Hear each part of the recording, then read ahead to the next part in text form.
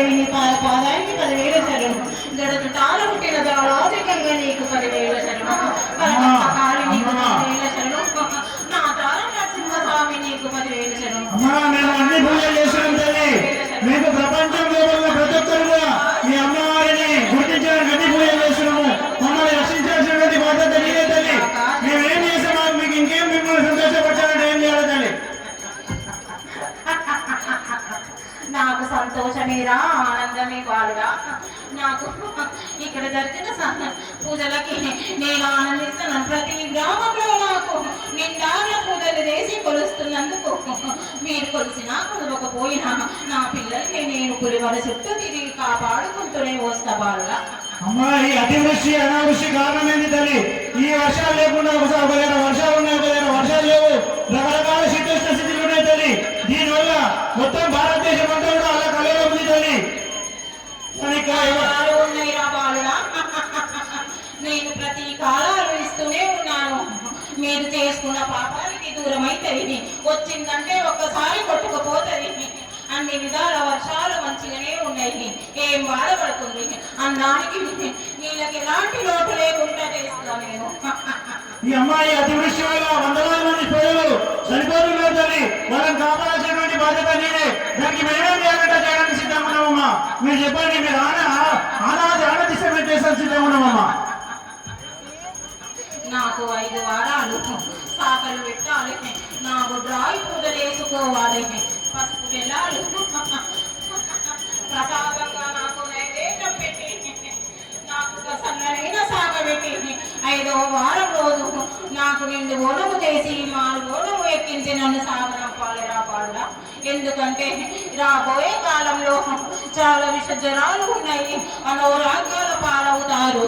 దానికి సన్ననైన సాగ పెట్టిందంటే మీ ఇల్లు తిరిగి మీ ఇంటి నుంచి వచ్చే జ్వరాలని అన్నిటిని పారదోలుతారా వాళ్ళ.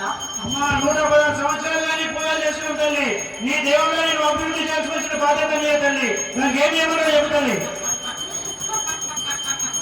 ఇంత చిన్నగా ఉన్నందుకే నేను ఇంత పెద్దగా ఆడంబరంగా చేసుకుంటున్నా కదా.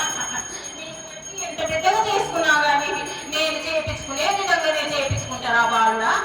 అమ్మ చిన్నదైపోయిన దేవాలయం లక్షలాది సంఖ్యలో నేను భక్తులు దర్శనం చేసుకున్నారు. ఖచ్చితంగా ఈ సంవత్సరం అమ్మవారి దేవాలయం కట్టాలా, మీరు ముందుండి నడిపియాలా. మీకు మాకు ఆశ్వాసం ఇవ్వండి, మేమందరం సిద్ధంగా ఉన్నాం. మీరు ముందుండి ఏం ఆటంకాలు లేకుండా ఈ దేవాలయం కట్టడానికి మీ గజస్తంభానికి మీరు ముందుండి నడిపేయాలి. ఇప్పుడైనా ఇలాంటి ఆటంకం లేదు. బిడ్డల కోసం నేను పెట్టని చేయాలని ఈనాడు పాటించిన ఆ మాట మీరు నిలబెట్టుకోవాలి వాళ్ళు.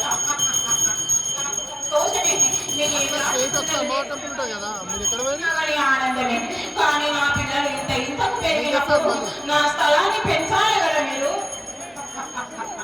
అమ్మా మన తెలంగాణ రాష్ట్రంలో కొత్త ప్రభుత్వం వచ్చింది, రేవంత్ రెడ్డి గారి నాయకత్వ ప్రభుత్వం వస్తుంది. మన ఎలాంటి కష్టాలు ప్రజలు ఈ ఆలయ పెద్ద అయ్యేందుకు మన ముఖ్యమంత్రి గారికి వరవలని మీరు ఖచ్చితంగా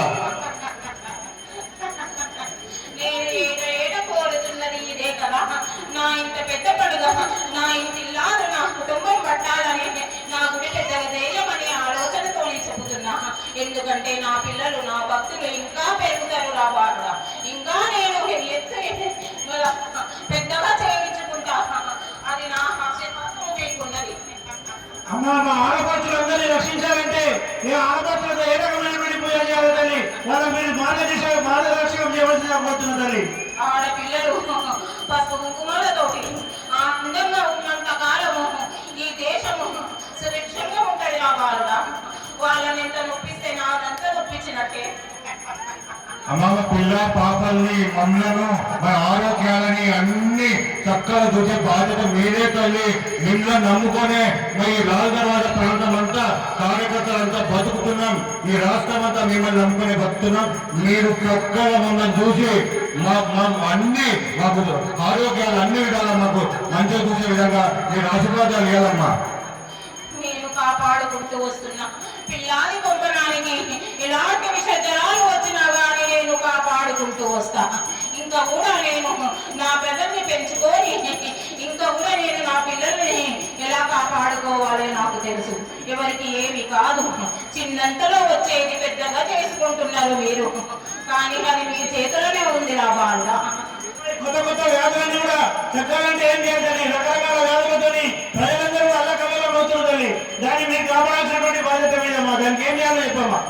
ఆ వ్యాధులను మీరే కొని తెచ్చుకుంటున్నారు, మొత్తం కాలుష్యం చేసుకుంటున్నారు, చేసుకొని లేనిపోని రోగాలు తెచ్చుకొని ప్రాణాలకు ముప్పు వేసుకుంటున్నారు కదా బాలుడా.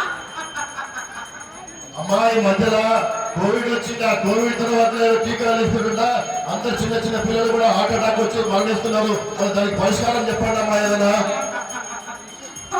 అది వచ్చింది పోయింది, దాని తర్వాత ఎన్నో వచ్చాయి, అయినా నేను పారదోరుతూనే ఉన్నాను. ఇంకా వచ్చేది ఉన్నాయి, అయినా నేను వెంబడి ఉండి తరుగుతూనే ఉంటాను రా బాలుడా. మీరు ఎలాంటి చింతించకండి, నేనున్నంత కాలము నా పిల్లలను ఎలాంటి రోగాలు లేకుండా కాపాడుకుంటూ వస్తా. నన్ను ఇలాగే పూజించిన వారికి నేను నిండై నిలుస్తా, ఇంటి నుండి నడిపిస్తా, ఆనందంగా ఉంచుతా.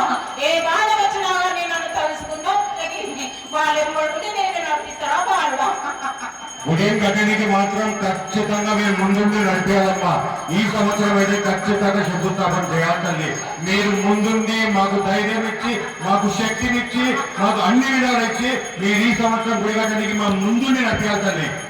నేను కలలో నీళ్ళలో చూపిస్తూనే ఉన్నా, నా స్థలాన్ని పెద్దగా చేయండి, నా పిల్లల కోసము ఎలాంటి ఆటంకం జరగకుండా చూస్తా అని. కానీ మీరు చేయడం లేదు. రేపు ఎలాంటి దురాలోచన కలిగినా, ఎలాంటి శక్తులు వచ్చి ఏమి చేసినా కానీ నేను బాధ్యురాలని కాదు చదువుతున్నా. ఓం నమో ఓం శ్రీ మహాదేవికి జై. ఓం శ్రీ మహాదేవికి జై.